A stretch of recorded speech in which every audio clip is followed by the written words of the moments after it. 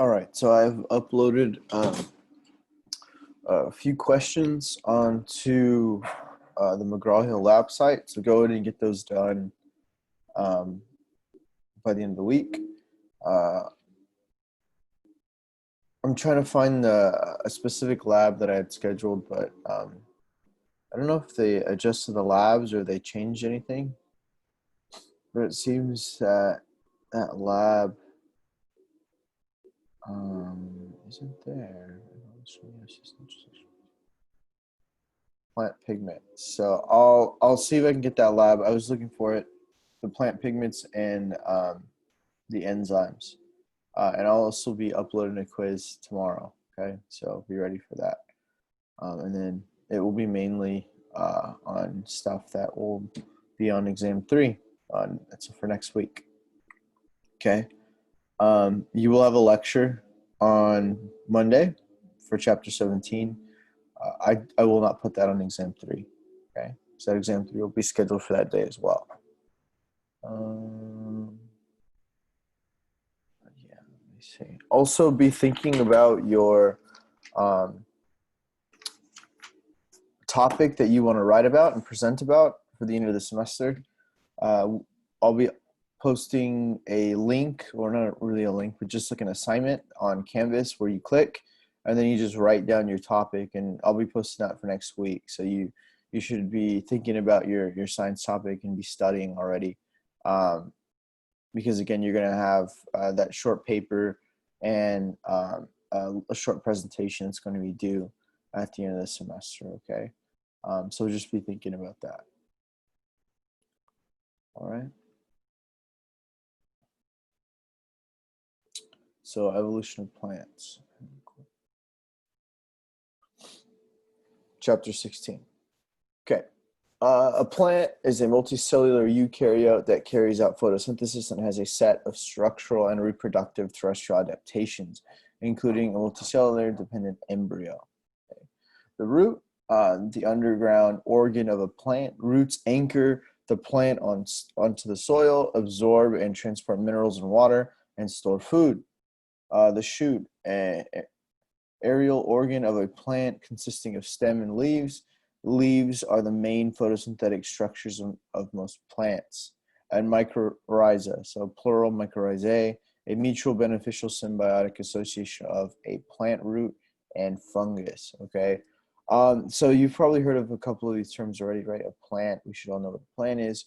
A root, we definitely have heard of roots before, and a shoot, again, this is just referring to that the organ system that the plants do have that transport nutrients such as phloem and xylem to the leaves. Okay, mycorrhiza, again referring to this fungus that is a mutualistic uh, um, beneficiary of the plant. Okay, so it's going to be just like an organism that grows in and around that plant for that plant's benefit. Again, we have similar bacterial organisms that protect us ourselves and our skin. Um, and plants do as well. Okay, but specifically, there's this mycorrhiza, and it's more closely associated with plants. Okay, so here we have the structural adaptations of plants. We have reproductive structures. So this is a flowering plant. So there's a little bit different types of plants, right? We have leaf. These are the photosynthetic parts, right? The parts that are green. Um, Cuticles referring to that waxy coat over a plant. Sometimes you can go and you touch a plant and you feel that it's a little waxy. It has like a coating over that leaf.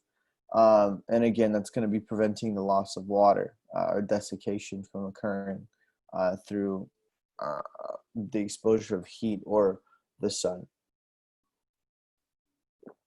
or wind for that matter. Stomata, again, stomata opens and closes depending on the regulation of or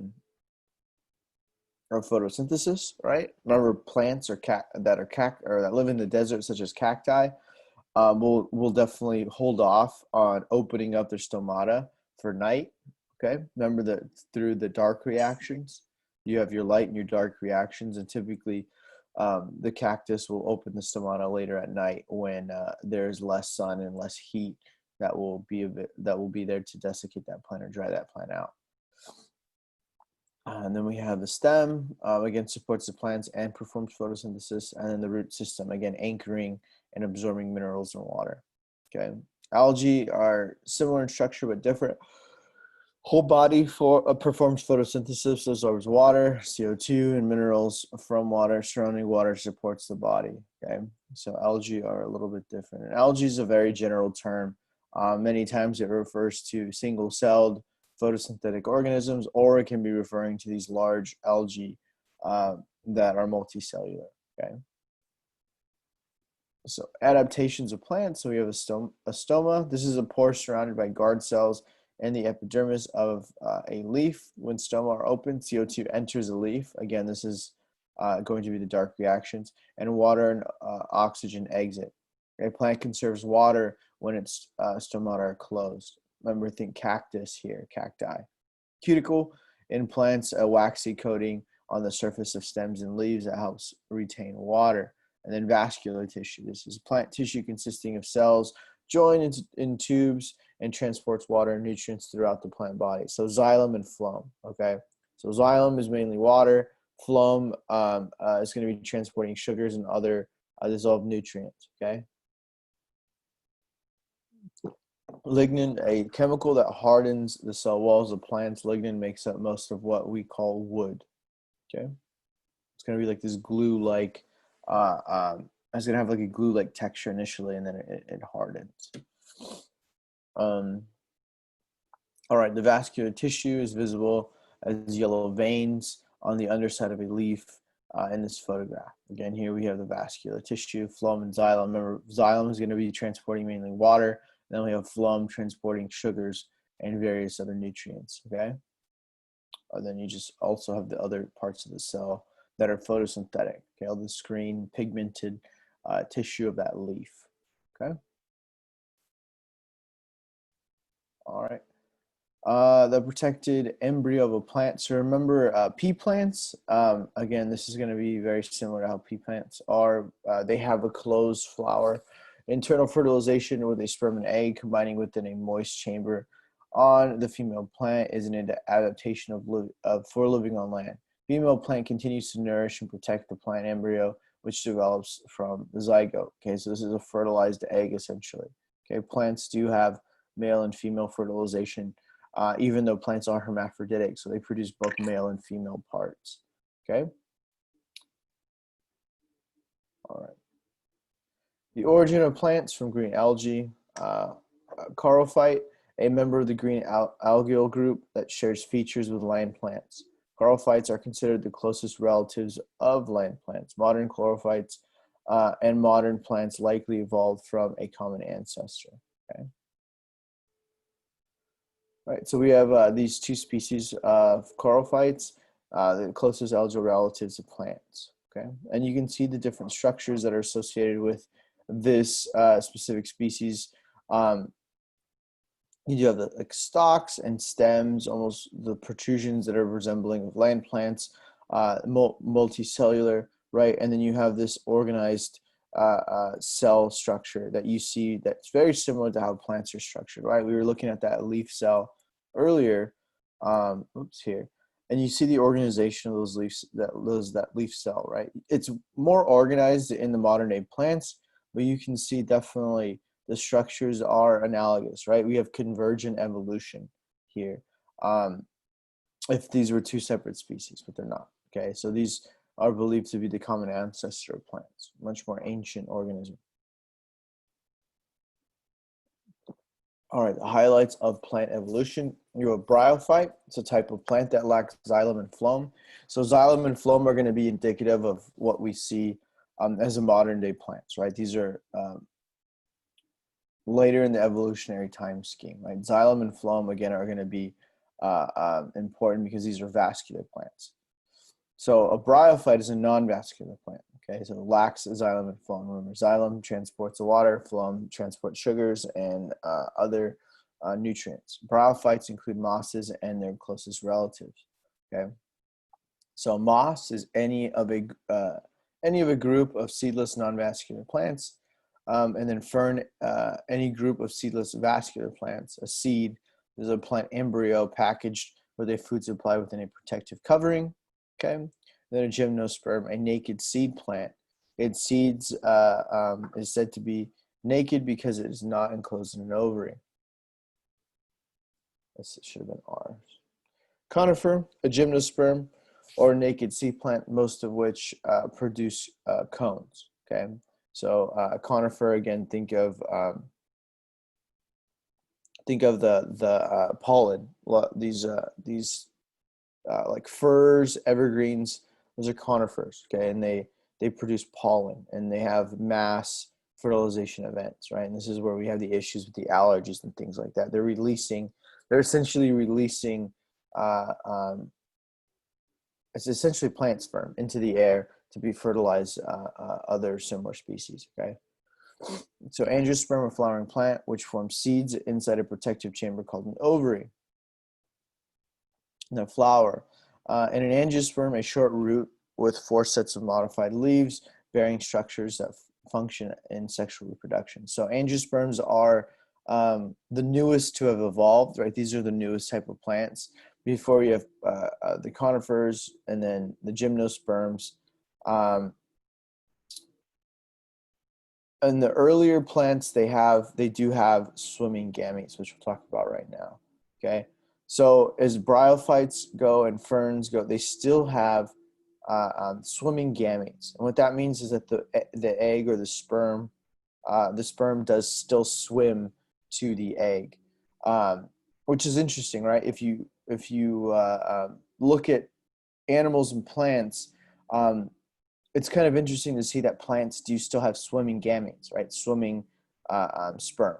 Okay, just like animals and most other plants that do have sexual reproduction, right? The organisms or their sex cells do swim to each other, right?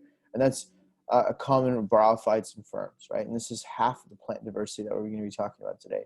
Next, you have gymnosperms. Again, these are the big firs or the plants that produce the pollen. And you have issues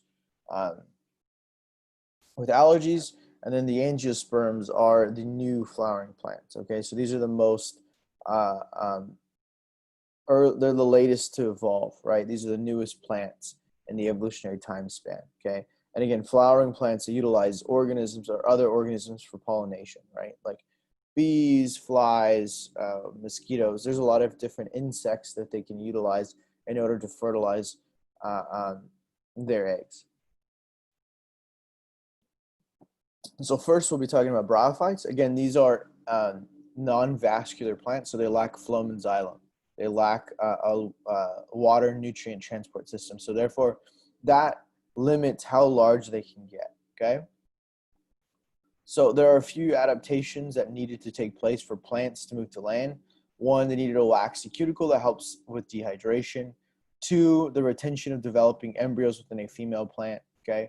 But this is the waxy coating, the waxy cuticle really doesn't apply to mosses, right? So mosses are not completely liberated from aquatic living as they require constant exposure to liquid for survival and reproduction, okay? And one of the main things you'll notice about mosses is where do they live? Typically, they live in very damp, very cool environments underneath the cover of other plants, okay?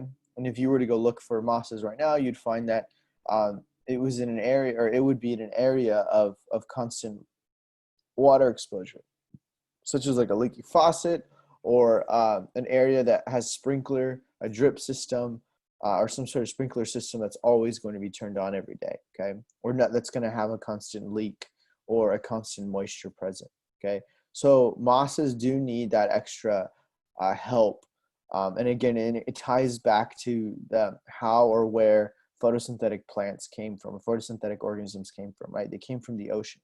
There was a constant state of water, constant water present there. So this link between true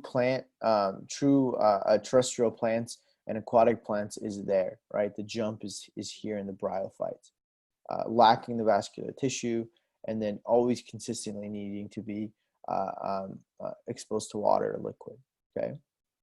So this is a peat moss bog in Scotland. So mosses are bryophytes, which are non-vascular plants.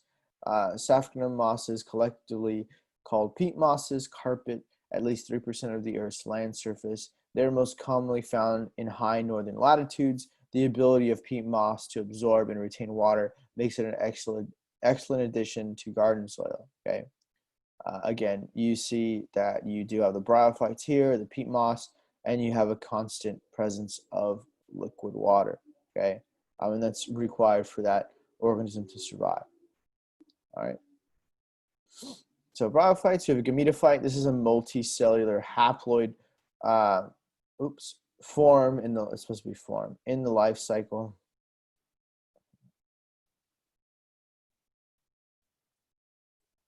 I'm going to change right now. I'm never going to change it. Form in the life cycle of organisms undergoing the alteration of generations. Results from a union of spores and mitotically produces haploid gametes that unite and grow into a sporophyte generation. Okay. The sporophyte generation, the multicellular diploid form in the life cycle of organisms undergoing alteration of generations, results from a union of gametes and meiotically produces haploid spores that grow into the gametophyte generation. Okay, and we'll see an image of this. I know this is a little confusing. So you have sporophyte and the gametophyte. The gametophyte, think of it as your sex cells. Okay, think of this as a plant sex cells. The gametophyte, again, this life cycle will give rise to the spores and produce that haploid form, okay, where you're going to eventually have a diploid sporophyte, right? Spore in plants and algae, a haploid cell that can develop into a multicellular haploid individual, the gametophyte without fusing with another cell, okay? So we have a feathery plant, we generally known as a moss, is the gametophyte. The stalk with a capsule capsule at its tip is a sporophyte. Okay, so here we have the spore that's about to release the individual spores. We have the gametophytes here. Again, the sporophytes here. Okay, and again, the sporophytes will come into contact, and this is when they have the fertilization event.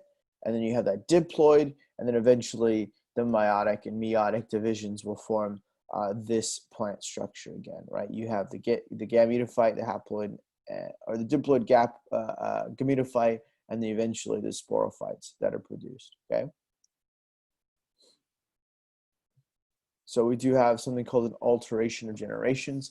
There's a life cycle in which there is both a multicellular diploid form and the sporophyte, a multicellular haploid form, okay? So the multicellular haploid form, the gametophyte, a characteristic of plant and multicellular green algae, okay? So remember that you're gonna have two either haploid or diploid forms of that organism, okay? And remember, diploid meaning you have two N, and haploid meaning you have one N, okay? So what that means is the amount of chromosomes that are present, right? It makes sense that your gametes, right? The gametophyte is going to be haploid, right? Just like we have our gametes are going to be haploid, right? This is the only area in our bodies or in our cells that perform meiosis. And remember, meiosis is going to be it's going to have that crossing over event. It's going to have the separation of our chromosomes, our homologous chromosomes, right? So our normal somatic cells will have 46 chromosomes, whereas our gametes or are going to have 23 chromosomes. Okay, they're going to have half as many chromosomes. Okay, they're gonna have that crossing over event as well. So not only are they separated from our mother and father's chromosomes and they're mixed, they're also mixed between each other as well through the process of crossing over. Okay, so this is the exact same process, but again, the gametophytes are referring to that haploid form of that organism, right? So here you have haploid and diploid, okay? So haploid is going to be that gametophyte, right? You have the spores that are one end grow into the gametophyte. You have mitosis, and then you have these swimming gametes. Okay, so the sperm will swim to the egg and cause a fertilization event. This will be a zygote, right? Zygote is a fertilized young, and then you have the production of a sporophyte. Okay, these sporophytes are going to be 2N. You have that spore or germination event. And then you do have the haploid spores. Okay, so these spores are going to be haploid, right? This is just for the genetic recombination event. All right. So plants have life cycles very different from ours. Each of us is a diploid individual, the only haploid stage in a human life cycle. As for nearly all animals, are sperm and eggs, right? And that makes sense. This is going to be our sex cells. We only have haploid cells in our sex cells and our gametes. So either your eggs or your sperm. Okay. By contrast, plants have alternating generations. Diploid 2N individual sporophytes and haploid single N individuals, right? So haploid gametophytes generate each other in the life cycle, right? So you have the alternation of generations. And again, this is all for the purpose of genetic recombination, or essentially sex, right? And that is the whole purpose of sex. You have two genetically different young or genetically different gametes, right? So a sperm and an egg, and this combination of the two forms that zygote. The zygote is going to be genetically different from the other organisms, right? Because it's a recombination of the gametes. And again, the alternation of generations is referring to one stage that has the haploid organism, the other stage has the diploid organism, okay? All right, moving on to ferns, right? The evolution of vascular tissue allowed ferns to colonize a greater variety of habitats than mosses, right? Excuse me. I'm sure we've all owned a fern or seen ferns before. They can live on land and free without being constantly exposed to water. So they do have vascular tissue, okay, that allows us. Ferns in the foreground are growing on the forest floor in Redwood National Park in California. The fern generation familiar to us and the sporophyte generation, you would have to crawl on the forest floor to explore with careful hands and sharp eyes to find fern gametophytes.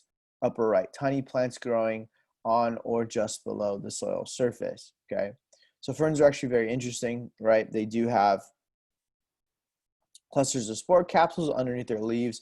And I don't know if you've ever looked at a fern before. You look under their leaves and they typically do have these little balls or these little growths underneath the leaves. And I remember as a kid looking underneath these ferns and finding them there, and it was so interesting to see these. And I thought maybe the fern was infected with something or had some sort of fungal problem, you know. And I would look at the ferns that this my aunt would grow. She loved ferns. Okay, but these are actually the gametes. These are actually the spores that would swim and again to fertilize the egg. Okay, right. So you do have the thallus, the sporophyte, and the gametophyte. Okay. Again, that gametophyte is going to be that haploid. That spore will be that haploid generation as well. That will eventually end up fertilizing to form a diploid organism. Okay. So what you still see here with the ferns is the swimming gametes. Okay. So one of the main plants I like to give an example of is sago palms. Okay, so sagos are those little tiny palms. They can get very expensive because they don't really grow much, but when they get quite big, usually a lot of banks or businesses that require foliage that doesn't really change much will purchase those sago palms, right? But what you'll notice with sago palms is that they do develop young really close to the base of the large sago. Okay, and again, that is showing, or that is demonstrating how these ferns reproduce. Okay, You still have the swimming young. You still require liquid water for the young to travel to the thallus and to fertilize the female gamete, right? So it's very interesting to see that you don't have dispersion of the young in very distant areas, right? If you see a baby sago growing, typically the parent is very close by. So you'll have that large sago palm and you have a lot of the little babies around the base of that palm, right? And that makes sense because, again, they're seedless. They don't disperse their young in various ways that other conifers or gymnosperms can, right? The male sporophyte will need to swim again to the female egg and fertilize that, and that will turn into a baby palm or a baby sago, rather than having these ferns growing and being dispersed right through the seeding event. Okay, where seeds can be dispersed anywhere, right? Seeds can be passed off in the wind. A bird can eat a seed and defecate and take that seed miles away. These ferns, right, just like sagos, can only grow in the immediate area of where they are fertilized. Okay, and I like to give sagos as an example because it seems to be the most common plant that people own, right, or that people are familiar with, right? They have the sagos, and they have little babies underneath. I don't know if you didn't know what sagos look like. Oops, hang on one second. I just want to show a sago palm. I feel like people need to see it if they haven't seen a sago palm.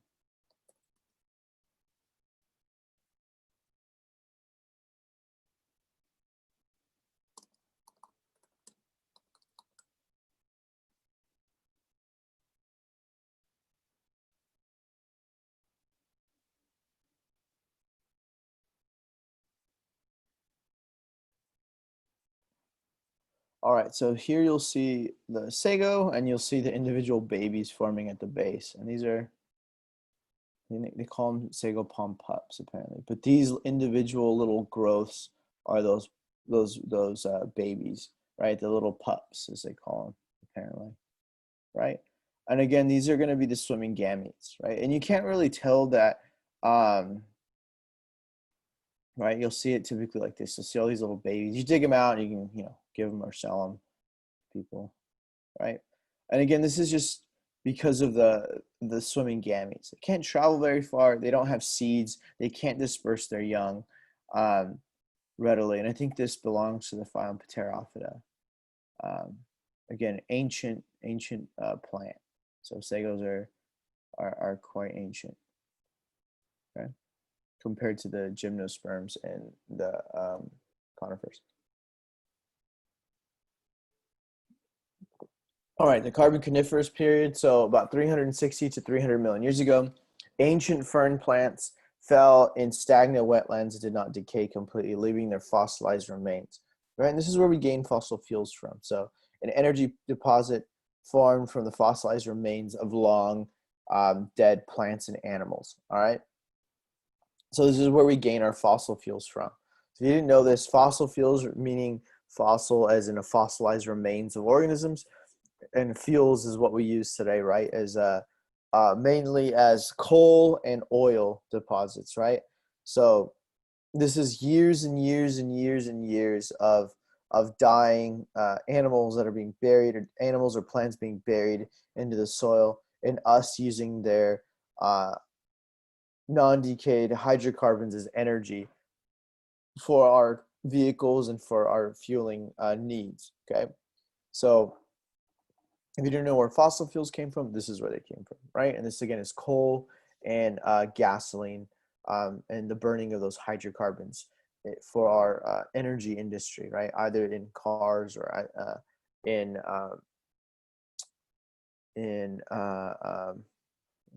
electrical plants. Okay. So a coal forest of the Carniferous period. This painting, based on fossil evidence, reconstructs one of the great seedless forests. Most of the large trees belong to an ancient group of seedless vascular plants that are represented by just a few present-day species. The plants near the base of the trees are ferns, right? So these also are seedless trees, right? And these are going to be they're going to be closely related to ferns in terms of the ability they grow and how they fertilize their young, right? The young production, the gametophyte versus the sporophyte. Okay, so just remember, bryophytes and ferns are going to have a seedless production of their young. Okay, they're going to have swimming young, and that's the main kind of point that I want to point out here in terms of ferns and bryophytes, right? So mosses and ferns, just think sagos and moss, and think swimming gametes, swimming young. The sperm still swims to the egg in order to cause that fertilization event. And essentially, that's what I really need you to know. In terms of ferns, I do need you to understand that they are vascular at this point. They are completely void of needing to be exposed to water constantly, whereas bryophytes are not. Gymnosperms and angiosperms are going to be the new plants, the plants that kind of dominate our era of living, right? They are ancient, right? Gymnosperms are a little more ancient than angiosperms, right? Of flowering plants, but these organisms or these types of plants are going to have seeds. They're going to have pollen, and they're going to have dispersion of pollen through various means, right? Gymnosperms are going to be dispersing their pollen in the air, whereas angiosperms are requiring some sort of transmission or self-inoculation or self-fertilization, or they're going to require an insect or some sort of other organism to transfer their pollen. Okay. All right. So gymnosperms. Okay. So these are the large trees that we typically see up in the redwood forest. They do have cones. They do have pollen production. Okay. So terrestrial adaptations of seed plants. So these are going to be the earliest of the adaptations of seed plants, right? So further reduction of the gametophyte. So a smaller, less prominent gametophyte. Pollen and seeds are also new, right? Coniferous forests are widespread in northern North America and Eurasia. Conifers also grow in the southern hemisphere, though they are less numerous there. Okay, in much more colder environments, you see these conifers. Okay.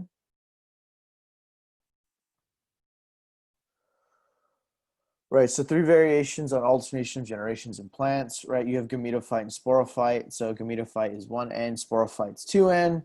Again, sporophyte dependent on gametophyte, they need liquid. Whereas here we have a fern. Okay, so think of this as a sago palm, and you have the little baby pup sago here. So large sporophyte and small independent gametophyte. So again, this is the half or the diploid gametophyte. The male gametophyte will then swim to that female and fertilize that. So again, forming the sporophyte eventually. Again, you do have the gametophytes at the bottom of that fern leaf, again, causing that swimming event. And you require water. You still require water here in these ferns, okay? So reduced gametophyte dependent on sporophyte, so seed plants. So again, the gametophyte is very small. The sporophyte is going to be the predominant structure of that plant, whereas here you still have the separation of the two, all right?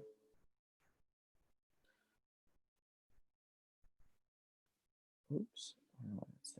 All right, that's an extra. That's just a copy of the picture again. No, I need to delete that. Here, let me.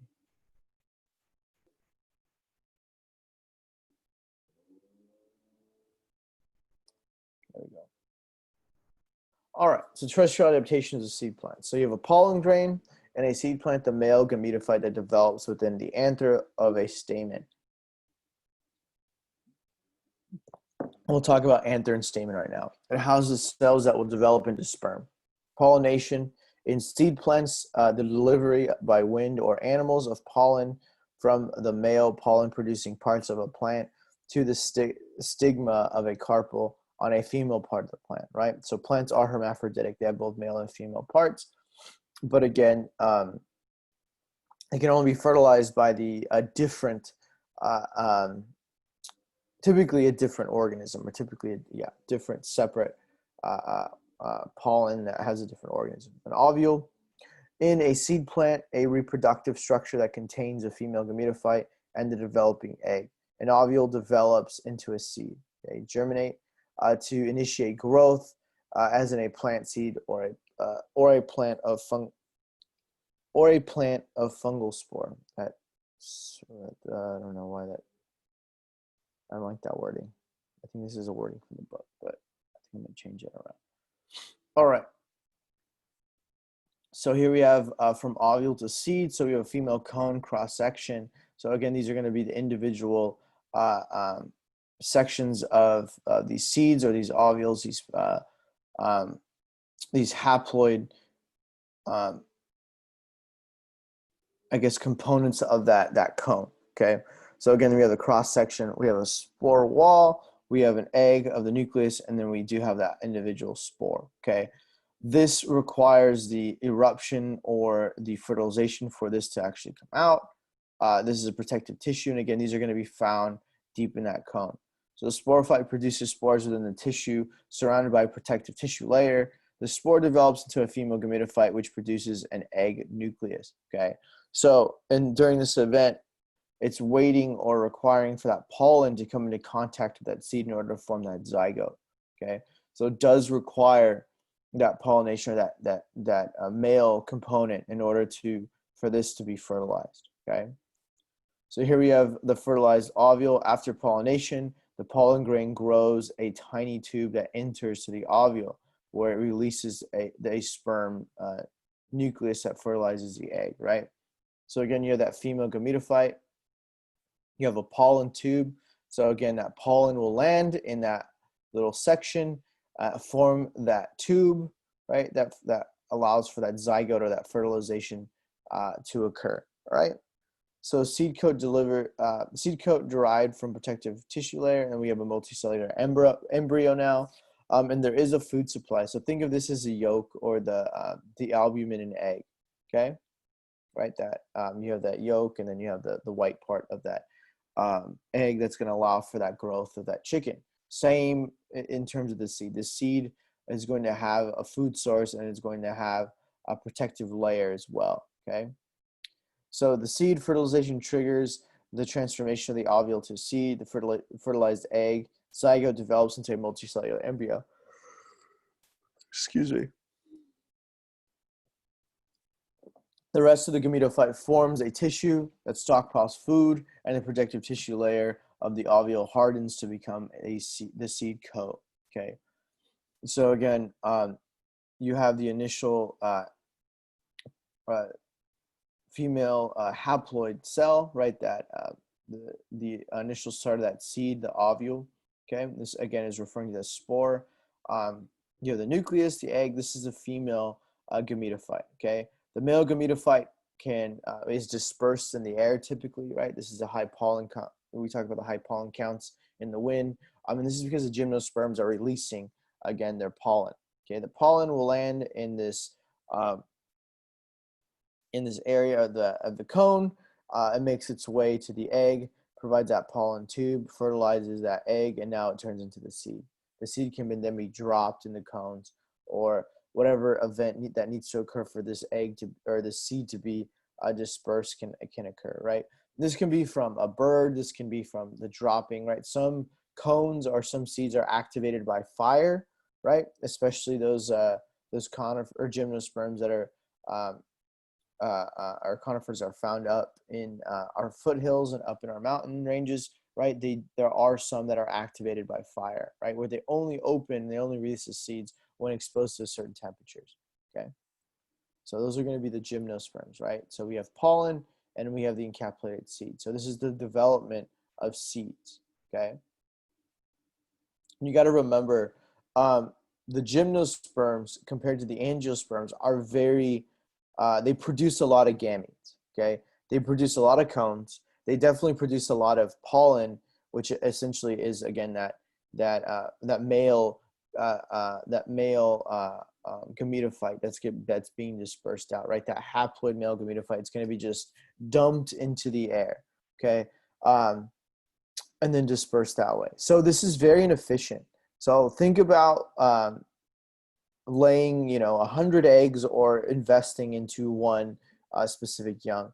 It is beneficial to have mass fertilization events, but in some ways it can be wasteful, right? Essentially, you're dumping a lot of gametes. You're putting a lot of energy, investing a lot of energy in these seeds and in pollen production. Okay, which essentially can limit how that organism grows. The organism needs to be very large in order to invest that much energy into this. Okay, whereas angiosperms can be very small, and they have a flower. Okay, these are flowering plants, and they can have a more targeted approach to how they're going to fertilize their young. Okay, which we'll see right now. Right, so we have flower, fruits, and the angiosperm life cycle. So you have a sepal, a modified leaf of a flowering plant, a whorl of sepals encloses and protects the flower bud before it opens. Petal, a modified leaf, and this is at base of the flower. We'll see it right now.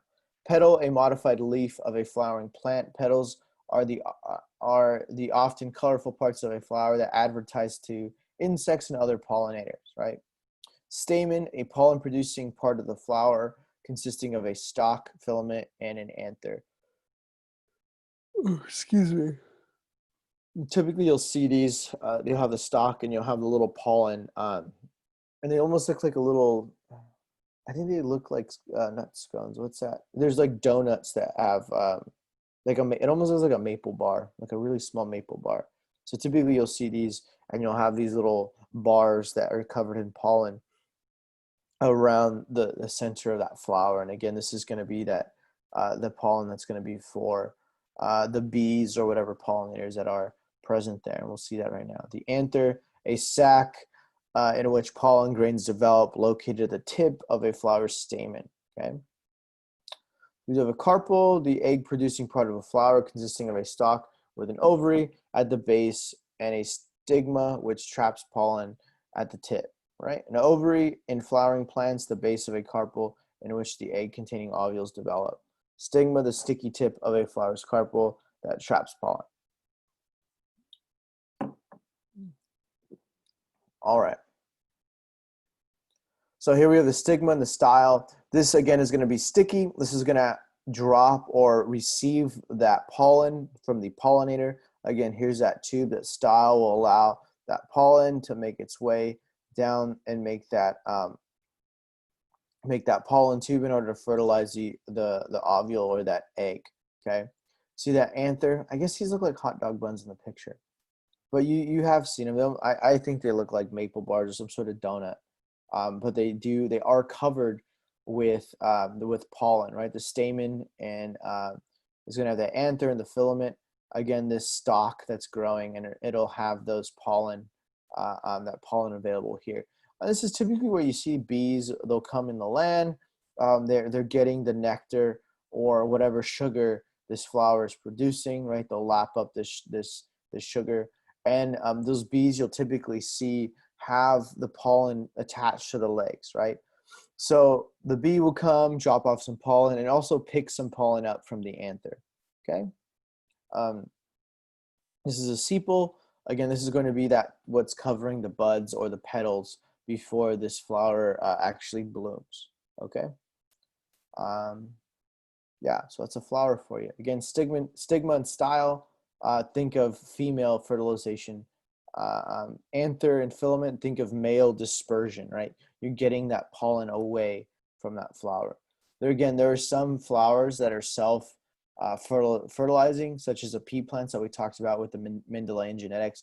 But many times, this pollination event is meant for other plants. Okay, and there are protective measures that the plant can take to prevent self-fertilization or fertilization with the wrong pollen. Right, because there could be organisms like bees that'll go between almonds or peaches, right? But it's impossible to have that fertilization event occur between, well, I guess it's not impossible. Plants are weird in that way. But there are protective measures to prevent cross-pollination between two different species, okay? right? The diversity of flowers. There is a lot of different flowers, right? So this is prickly pear cactus, which are really good if you didn't know. Cactus fruit is actually quite good to eat. I believe they're called tunas well, we call them tunas, but they're cactus fruit. Um, and they're quite tasty. But you'll see these really pretty flowers found on cactus or cacti. And then eventually they turn into that like little spiny fruit. You just peel the outside and then you could eat the fruit. It's a lot of seeds, but it's still pretty good. You can make juice out of it too. You have bleeding heart flowers, really cool California poppy, which is our state flower. You can see these throughout California. And snapdragons. Okay, so these are really interesting flowers. They kind of look like orchids, but look a little more complex, right?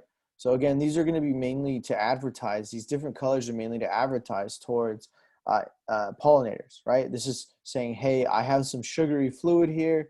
You can, oh, this is really nice. You can see the anther and the stamen and the style here with the anther and the stalks here, where these are just the pollen that's present in high numbers. And then you have that female sporophyte, right? And there's many seeds, okay? Sorry. But again, the color of the flowers is to advertise to the pollinators, like, hey, come drink this sugar water and then take and help me fertilize my young, right? Whereas gymnosperms are different, right? They don't advertise anything. If anything, the cone is going to be a protective measure to prevent animals from consuming or eating their young, right? Whereas angiosperms are advertising, hey, please come, I'll give you sugar, you can take my young elsewhere to fertilize other members of my species, so we can produce genetically variant young. Okay, and that's kind of what the whole point of these flowers is for. Okay, dispersion of their gametes, dispersion of the male and female gametes. Okay. All right. So endosperm in flowering plants, a nutrient-rich mass formed by the union of a sperm cell with a diploid central cell of the embryo sac during double fertilization. Provides nourishment in the developing embryo in the seed. Fruit is a ripened, thickened ovary of a flower, which protects dormant seeds and aids in their dispersal. All right, so wind dispersal, some angiosperms depend on wind for seed dispersal. Here, milkweed pods open to release masses of seeds, brown carried by a silken parachutes, part of the seed coat. Okay, so after fertilization, this milkweed plant will then disperse their seeds in the wind, again, to get those seeds as far away as possible to possibly a favorable environment. Okay, some seeds also can be picked up by organisms and transferred. So gymnosperms really, angiosperms definitely utilize different organisms for seed dispersion, right? They're exploiting a new niche in the world in terms of utilizing animals for seed dispersion. Again, the fruit, right, can be utilized as that as well. You go and you grab a fruit, you eat the fruit, and then you defecate the seeds, right? Many times plants can exploit that, right? That animals will come and want to consume those plants fruit, and then they consume and then eventually swallow the seeds, and they can defecate those seeds wherever those animals are going to, right? And again, this is a very good niche to exploit, right? Because they don't have to waste a lot of energy on seed dispersion this way, right? If something's going to come and eat and then walk away or carry it off on their fur and then drop it later at another location, right? Let's say there's angiosperms that do have seeds that can attach to fur, right? That's a good mechanism as well, right? A bobcat or a fox or a coyote can rub up against these different plants, pick up the seeds on their coat, and then drop them off later at another location, right?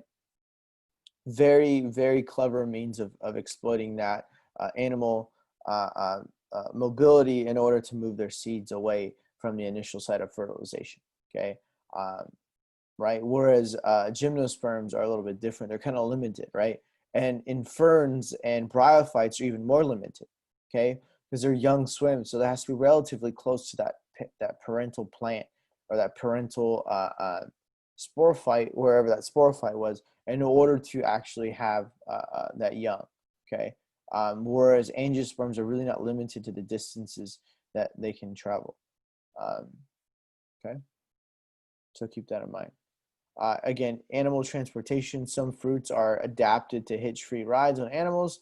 The cockleburs burrs attached to the fur of a dog may be carried miles before opening and releasing seeds, right? So this poor dog here has these cockleburs stuck on his face, okay? Animal ingestion. Many angiosperms produce fleshy, edible fruits that are attractive to animals as food. The animal digests the fleshy part of the fruit, but most of the tough seeds pass unharmed to the digestive tract. The seeds are later deposited along with the fertilized supply some distance from where the fruit was eaten, right? Eating and then pooping and then boom. The Asian palm civet, shown here eating coffee berries. The civet's digestive enzymes reportedly give the seeds, coffee beans, an exquisite flavor. I've actually had this coffee. So people eat civet poop coffee or drink civet poop coffee. I know it's kind of weird. Coffee beans processed in this way, known as kopi luwak, cost up to $500 per pound. It's not that expensive, but I've had a couple of friends that went to Bali recently, and they brought back, well, not recently, I guess, within a year, and they brought back some of this coffee. That's quite interesting. Another interesting fact, the first SARS virus, the early SARS virus, right, back in the early 2000s, was actually from a civet. So one of these creatures gave us the first SARS outbreak. And I don't know what actually, I think they're still trying to pinpoint what caused the second SARS outbreak or the COVID, right? But again, these dispersion of seeds is a very good mechanism where angiosperms have exploited, right? Eating the fruit, the tasty fruit, the organism can then walk away, poop it out, and then grow a nice new coffee plant, okay? Yeah. All right, so I believe this slide was referring to the diversity in angiosperms now, right? And angiosperms have kind of changed the landscape in terms of what we are utilizing in terms of agriculture, right? The majority of what we grow is fruits, right? Fruits and vegetables, but many of those plants are angiosperms, right? Mustards, cabbage, and cauliflower, right? We have mangoes, peaches, bananas. Those are all anything with seeds, right? Cucumbers, tomatoes, all fruit, okay? Avocados are fruit. Pineapple, right? There's a lot of different fruits that we grow that make up a large part of our diet, okay? Potatoes are not fruit. So yams, sweet potatoes, russets, all those potatoes are not fruit. Carrots, nope, not fruit. But again, a lot of those plants are still angiosperms. They do have that component. Our livelihood or our development would be nowhere without these plants. The majority of the diet that we have, berries, nuts, fruit, vegetables, comes from angiosperms, right? So we have been changing the landscape for many years in order to accommodate the growth of these angiosperms, right? The fact that these angiosperms exist and the fact that they are able to give us fruit that we enjoy and consume, provided them with a very powerful niche in evolution, right? We are literally clearing away forests to grow these angiosperms, right? They're the most dominant plant right now in many ecosystems because we made them that way too. We are literally clearing out forests in order to grow, seed plants. Okay, specifically angiosperms, flowering seed plants. Okay, that's important to note. That not only have they have exploited a very specific niche, but we're actually utilizing that niche in such a way where it's changing the world's environment. Right, where we want to grow these. Okay. Right, so this is showing you a lot of different examples of what we have in terms of these angiosperms, right? Opium, right? Pain reliever. Heroin or morphine comes from opium, right? We have menthol, a couple of other. Oh, muscular relaxant. Pacific U, ovarian cancer drug. Oh, very cool. So there's a lot of different drugs that we have actually harvested from angiosperms as well. So these are very useful um, sect of plants, right? Uh, I mean, besides sago palms, I can't really think of. I mean, in large, our large conifers or large trees. There's not a lot of things that we utilize the other domains of plants with. Uh, Angiosperms are producing the majority of the products, the majority of the desired products that humans utilize. Okay. All right. So within that domain, right, we have bacteria, archaea, and eukarya. We have plants. Now we're moving towards fungi here. Okay, so fungus. Okay, this will be quick. Almost done. So fungus, these are heterotrophic eukaryote that digest its food externally and absorbs the resulting small nutrient molecules. Most fungi consist of net-like mass of filaments called hyphae. Okay, molds, mushrooms, and yeasts are examples of fungi. So it's important to note, fungus or fungi, these organisms are not photosynthetic. So they are heterotrophic. So what does that mean? So remember, heterotrophic means that they break down different organic molecules in order to gain their energy.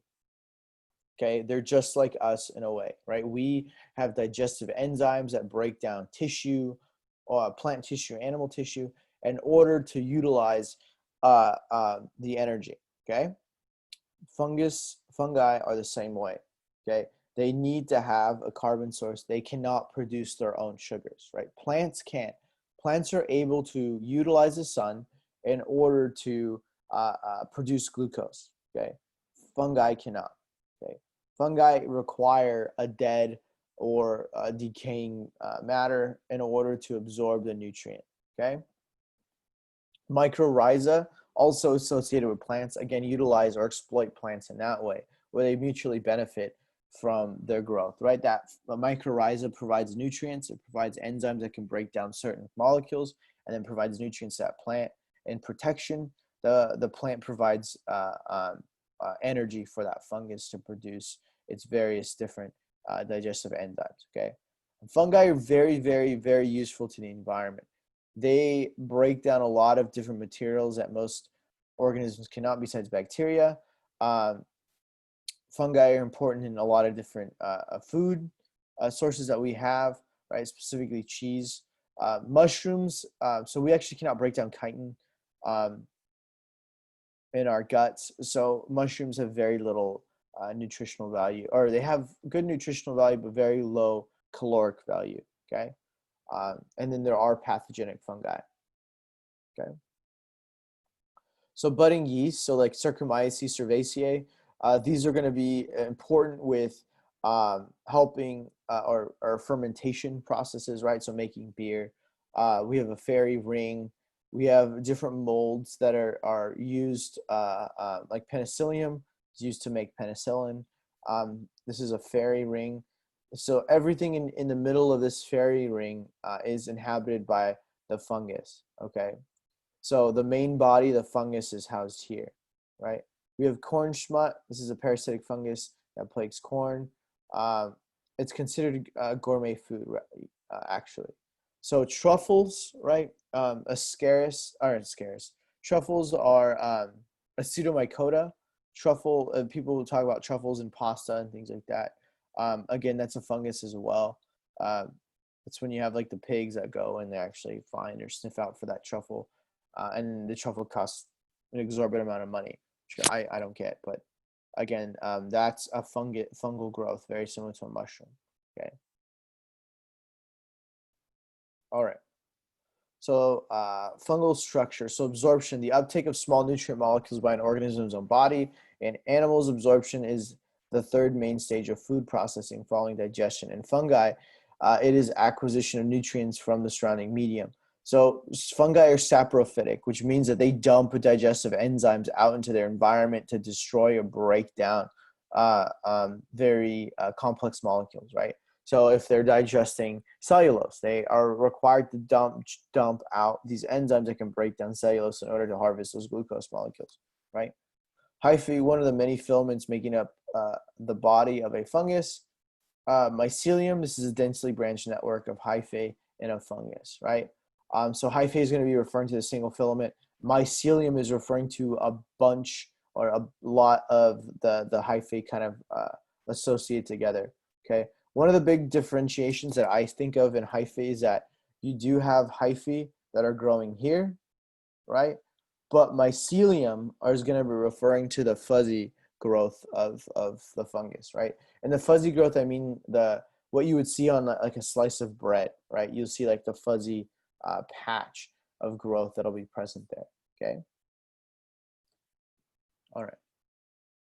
So the fungal mycelium, a mushroom consists of tightly packed hyphae that extended upward from a much more massive mycelium of hyphae growing underground, right? And this is referring to the mushroom being produced. There is a lot of fungus that's still underneath that's growing, okay? So this is the mycelium here. And sometimes you'll see this, right? You ever dug out a chunk of grass for any reason, you might see these white mycelial branches from the fungus, right? And that's the fungus extending through the grass, right? It's not a root. So you're looking and you see that it's not a root from the grass, but it's these fuzzy extensions, these white extensions that you see. And again, that's important, right? This fungus is growing systemically throughout that area. And you see the presence as the hyphae. Sometimes they always don't have mushrooms. Again, mushrooms are going to be that spore producing structure of that fungus, right? This reproductive structure, okay? But the mycelium will be caught in like threads that are dispersed throughout that the surface of that ground, okay? Again, then it's going to be digesting various dead and decaying plant matter, as well as other organisms that are present in the soil, okay? All right, any questions?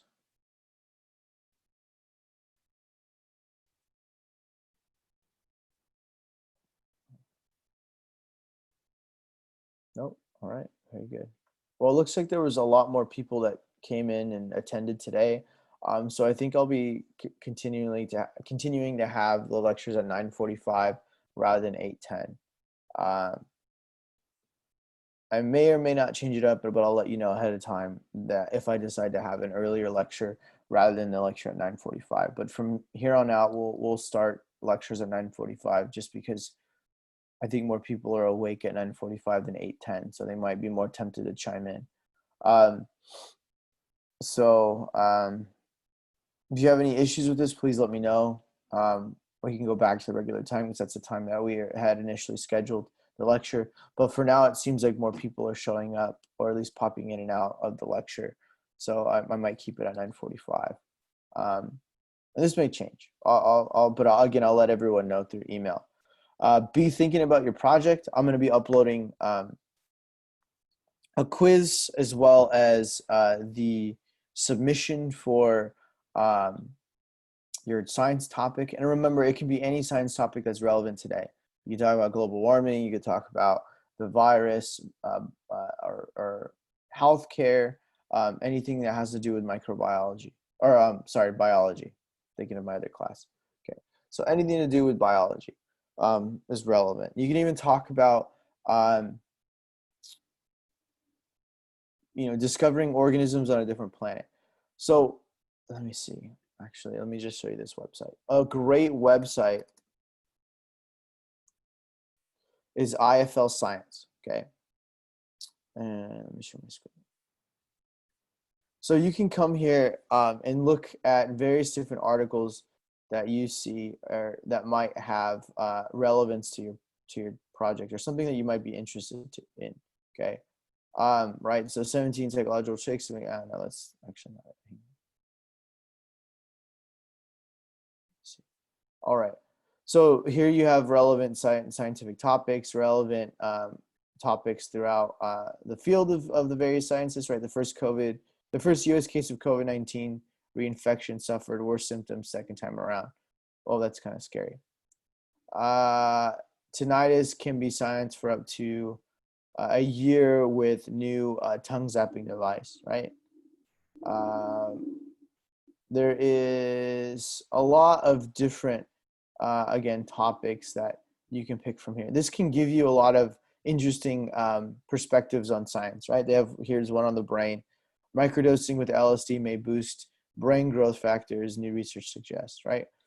And again, I really would like for you to have relevant research, or peer-reviewed articles that you're able to use, okay? But